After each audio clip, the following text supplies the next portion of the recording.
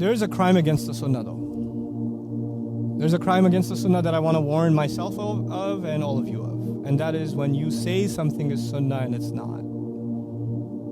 Or when you say something is sunnah but you don't really understand how and when that sunnah was established.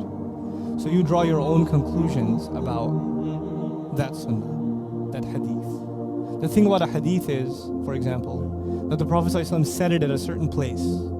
He said it to a certain group of people.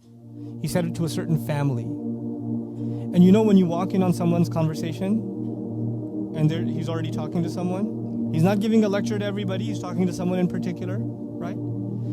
Could it be that he's dealing with a special situation? Could be, right? Now if you don't know that, you would think that he's giving a policy for what? Everyone. So you have to know background. You have to know context for the sunnah. You can't just read the translation of a hadith and say, I know what that means.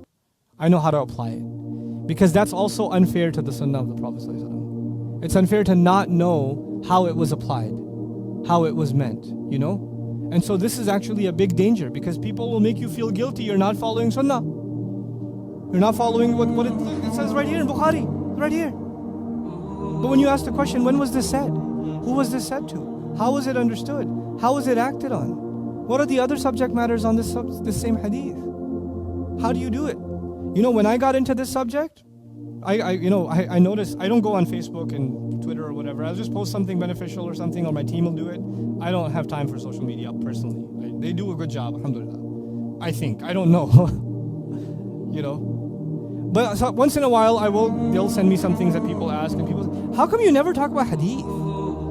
I get a lot of that. Why do you only talk about Quran? You know why I do that? Because I love the sunnah so much that I'm scared to talk about it, something that I don't fully grasp. When I have a question about a hadith, I literally fly. I'll take a flight to a muhaddith and sit with them and ask them. Because I want to understand it properly.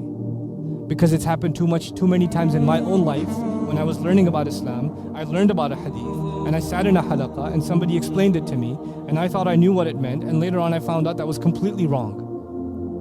It was completely missing the entire context. And I got so scared that I'm gonna hear the messenger's words and not be able to decipher. You know, Quran studies I've been doing for 15 years, I kind of know what to do. I know which tafasir to go to, which language sources to go to, which books to study. But hadith science is a complicated science. It's a deep science. I don't have the brain cells for it. But there are some people I know that do, alhamdulillah. So I need to take advantage of them. And I do this out of awe and out of appreciation of the people who, they've dedicated 40 years to studying just hadith. That's no small task.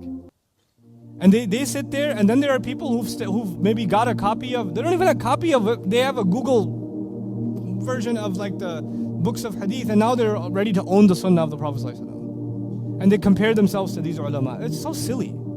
It's just silly. One of my teachers, one time he said that he was teaching a hadith, and one of those students, was like one of those Google students, sitting in the class, he goes, Shaykh, man qala hadha? Who said this hadith? What's your daleel that this is sahih?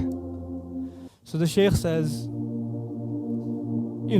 narrated by so-and-so, son of so-and-so, by so-and-so, and so. You know what happens with the names? So he gives him like 20 names off the top of his head. And he goes, is that okay? And the student says, yes. He goes, you idiot, I just named all the students in the class.